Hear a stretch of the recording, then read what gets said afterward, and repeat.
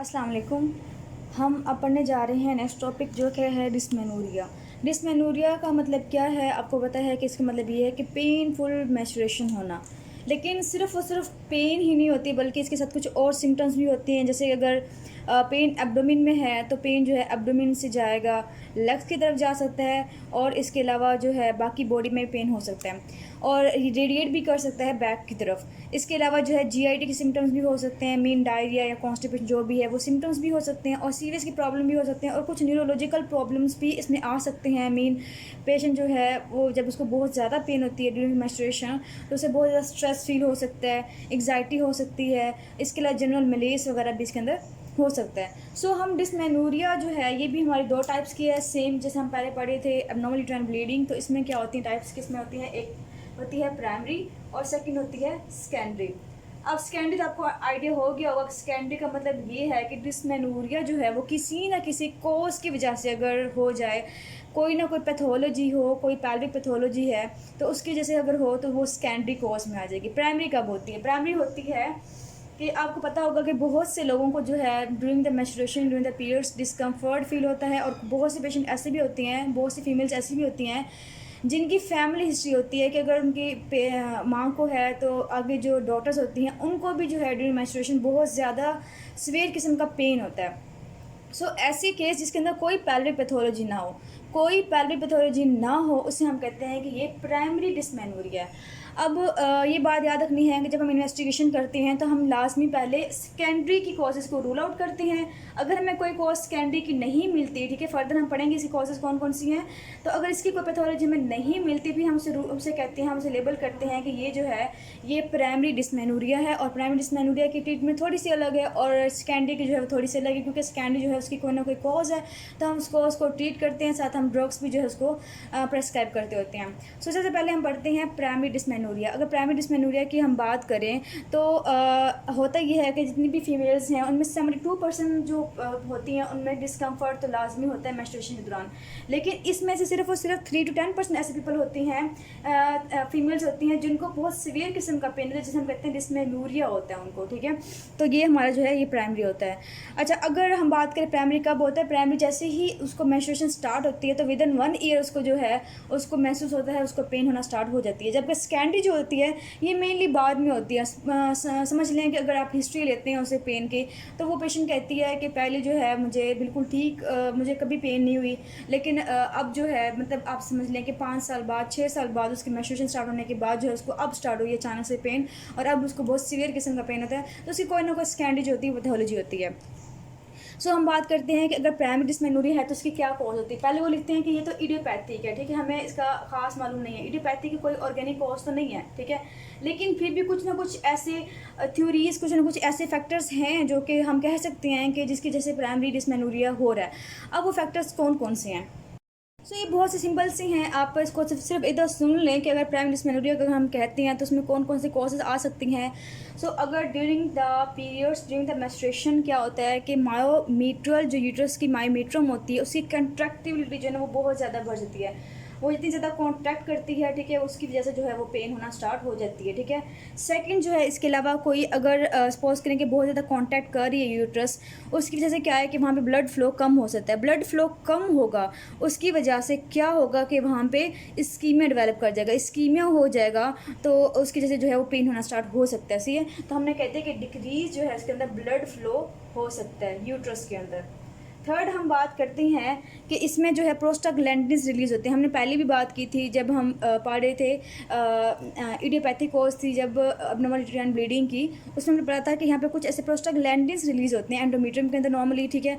अगर उन प्रोस्टाग्लैंडिन्स हैं वो ज़्यादा रिलीज़ हों, ठीक है, प्रोस्टाग्लैंडिन्स अगर हम बात करें प्रोस्टाग्लैंडिन F2 और ये प्रोस्टाग्लैंडिन्स जो है E2 की अगर हम बात करें, ठीक है, ये दोनों अगर ज़्यादा रिलीज़ हों तो हमें पता है कि प्रोस्टाग्लैंडिन F2A जो होता है वो मेनली क्या करता है कि कंट्रैक्टिबिलिटी को बढ़ाता है, ठीक है। और इसके अलावा प्रोस्टाग्लैंडिन F2 जो है वो वेजोकंस्ट्रिक्टर भी है। तो वेजोकंस्ट्रिक्शन होगी तो ब्लड फ्लो कम होगा, ब्लड फ्लो कम होगा तो वहाँ पे इस्कीमिया होगा, इस्कीमिया होगा तो वहाँ पे पेन हो सकती है।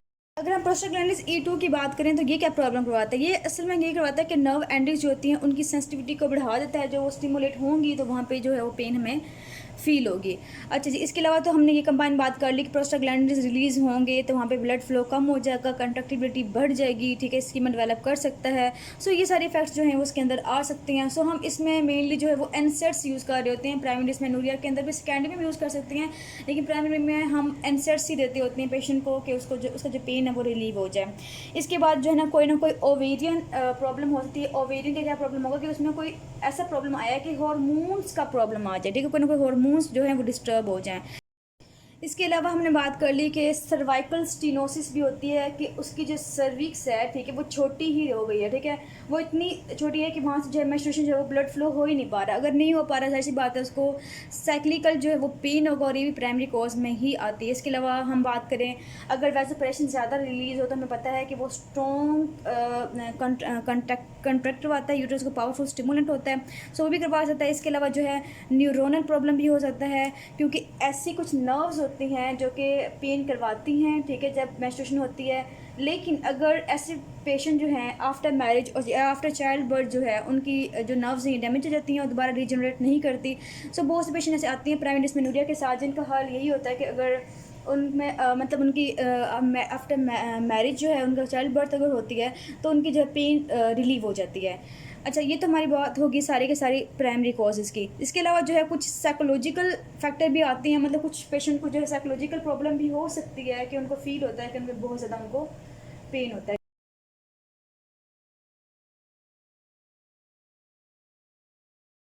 चलिए जी, अब हम बढ़ते हैं सेकेंडरी की कॉजेज़ के। सेकेंडरी डिस्मेनोरिया जो है वो किस वजह से होता है, हम दोनों को साथ साथ पढ़ेंगे ताकि हमारे दोनों जो है वो अच्छे से हो जाए। सेकेंडरी की कॉजेज़ क्या क्या होती हैं?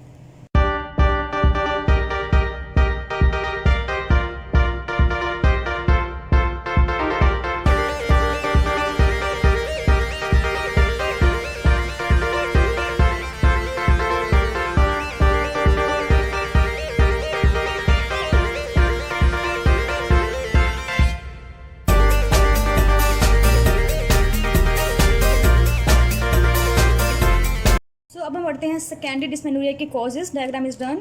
सो हम देखते हैं कि क्या क्या कॉजेज़ हो सकते हैं। इसमें सबसे पहले हमें बात करनी है कि दो तरह की हो सकती हैं। एक होती है कंजेंटल एब्नॉर्मलिटीज़ होती हैं, ठीक है, कंजेंटल हो सकती हैं, और इसके अलावा जो है हमारी सेकंड जो है वो एक्वायर्ड हो सकती हैं। अब हम पहले बात करते हैं कि कंजेंटल जो है वो कौन कौन सी होती हैं। कंजेंटल में ये है कि रूडिमेंट्री यूट्राइन हॉर्न हो सकता है, ठीक है, ये आपने बताया, रूडिमेंट्री यूट्राइन हॉर्न हो सकता है, ठीक है। अच्छा, इसके अलावा जो है सेकंड क्या कॉज हो सकती है इसके अंदर, वो हो सकती है इम्परफोरेट हाइमन। इम्परफोरेट हाइमन क्या होता है कि अगर जो विजाइना है उसके बिल्कुल नीचे एक हाइमन होती है जो कि अगर मेंस्ट्रुएशन होती है जब, तो वो बिल्कुल जो है वो परफोरेट हो जाता है। अगर ये परफोरेट हो जाता है, ठीक है, परफोरेट होगा जब मेंस्ट्रुएशन होगी तो वो नॉर्मल जो है वो लीक आउट करेगी ड्यूरिंग द साइक्लिक पीरियड। लेकिन अगर ये परफोरेट ना करे, ठीक है, ये जो है वो इंटैक्ट ही रहे किसी वजह से, मतलब वो फाइब्रोस्ट है, वो हार्ड जैसे भी है, वो इंटैक्ट रहती है। अगर इंटैक्ट रहेगी तो क्या होगा कि नॉर्मली सपोज करें ये हमारी जो है वो यूट्रस है और ये जो है विजाना है, इसके नीचे जो है ना ये बंद है, ठीक है, इम्परफोरेट हाइमन है। अब क्या होगा कि जब मेंस्ट्रुएशन होगी तो है ना ब्लीडिंग होगी तो रास्ता नहीं मिलेगा तो यहाँ पे एक्युमुलेट होना स्टार्ट हो जाएगा, ठीक है। एक्युमुलेट होते होते क्या हो जाएगा कि यहाँ पे हर मंथ ऐसी पेशेंट प्रेजेंट करती है कि वो कहती है कि मुझे जो है हर मंथ साइक्लिकल एब्डोमिनल पेन होता है, लोअर साइक्लिकल एब्डोमिनल पेन होता है। और जब हम उनसे पूछते हैं कि आपको मेंस्ट्रुएशन होती है तो वो कहती है नहीं होती मुझे। तो आपने समझ जाना है कि ये जो है इम्परफोरेट हाइमन का केस है, ये बहुत इंपॉर्टेंट यूक्यू भी है और इसी तरह से ही आपका क्वेश्चन आता होता है। और अगर हम देखें कि इसमें क्या होता है कि मेटाकोलपोस बोलते हैं क्योंकि यहाँ बहुत ज़्यादा इलाज में होती है, वो इतना ज़्यादा जो है ब्लड अकोमोडेट होते होते इतना ज़्यादा बड़ा हो जाता है कि यूरिनरी सिस्टम्स भी आ सकती हैं कि पीछे प्रेशर प्रोड्यूस करेगा यूट्रस के अंदर, यूथरा के अंदर, और इसके अलावा जो है यूरिनरी प्रॉब्लम्स भी इसके अंदर आ सकती हैं। सो ये इसकी कॉजेज इंपॉर्टेंट है। इसके बाद ट्रांसफर जो है वजाना सेप्टम भी हो सकता है, ठीक है, कि सर्विस वजाना के दरमियान जो यहाँ पे एक और सेप्टम बन जाए तो उसकी वजह से भी क्या होता है कि ब्लीडिंग नहीं भी होती है, साथ साथ पेन भी होता है, डिस्मेनोरिया भी होता है। जब हम बात करते हैं एक्वायर्ड की कि एक्वायर्ड में कौन कौन सी प्रॉब्लम आ सकती हैं जिसकी वजह से पेनफुल मेंस्ट्रुएशन होगी। तो आपने ये बात याद रखनी है कि इसमें दो याद रखनी है जो कि कैविटी के अंदर होती है। कैविटी के अंदर जो होंगी वो दो होंगी, कौन कौन सी होगी, एक तो होगी IUCD, ठीक है, IUCD इंसर्ट किया है तो नेक्स्ट से मेंस्ट्रुएशन होगी तो उसे पेन हो सकती है। सेकंड ये है कि पॉलिप जो है वो काफ़ी इलाज हो गया है तो वो ऑब्स्ट्रक्ट कर रहा है, ब्लीडिंग को आउटफ्लो नहीं होने दे रहा। सो ये दो बातें जो है वो यूट्रस के अंदर हो सकती हैं। फिर है यूट्राइन वॉल के अंदर, तो हमें पता है बहुत ही फेमस चीज़ें हैं ये कि एक तो होती है एडिनोमायोसिस जो कि वॉल के अंदर हमारी प्रोलिफरेशन होती है एंडोमेट्रियम की। एक तो होगी हमारी एडेनोमायोसिस जो कि वॉल के अंदर है। सेकंड जो है हमारी इसके अंदर यूट्राइन फिब्रॉइड हो सकते हैं। देखिए यूट्राइन फिब्रॉइड जो है वो भी करवा सकते हैं। पेनफुल मेंस्ट्रुएशन, हैवी मेंस्ट्रुएशन की भी कॉज होती है। उसके अलावा जो है पेनफुल की भी ये कॉज हो सकती है। और इसके अलावा अगर हम बात करें कि स्टीनोसिस अगर हो जाए सर्विक्स की, ठीक है, ये तो प्राइमरी स्टीनोसिस हो सकती है, लेकिन सेकेंडरी स्टीनोसिस कब होगी कि अगर कोई इसका प्रोसीजर हुआ है, हमने कोई प्रोसीजर किया उसका, तो सर्विक्स जो है वो बिल्कुल यहाँ पे सपोज में इसको ट्रॉमा हो गया, ट्रॉमा के बाद फाइब्रोसिस होगी, तो ये बिल्कुल जो है वो नैरोइड हो सकती है। अच्छा, फिर हम बात करते हैं आउटसाइड द यूट्रस। यूट्रस के बाहर क्या कैसा हो सकता है जो कि पेन करवाता है। बहुत कॉमन, बहुत ज़्यादा इंपॉर्टेंट इसके अंदर एक चीज़ आ रही है, वो है एंडोमेट्रियोसिस। और एंडोमेट्रियोसिस जो है वो सेकेंडरी डिस्मेनोरिया की बहुत इंपॉर्टेंट काज है। इसमें क्या होता है कि जो टिश्यू होता है एंडोमेट्रियम, वो आउटसाइड चले जाता है। किसके आउटसाइड के? यूट्रस के बाहर चले जाता है। वो कहाँ चला गया? सपोज करें कि वो चला गया है ओवरी के अंदर। ओवरी के अंदर जाके उसने चॉकलेट सिस्ट बना दी है। सो ये बहुत इंपॉर्टेंट है। एंडोमेट्रियोसिस खुद टॉपिक बहुत इंपॉर्टेंट है। इसमें पेशेंट प्रेजेंट कैसे करती है, आपने ये बात याद रखनी है। तो ये सेकेंडरी डिस्मेनोरिया होगा,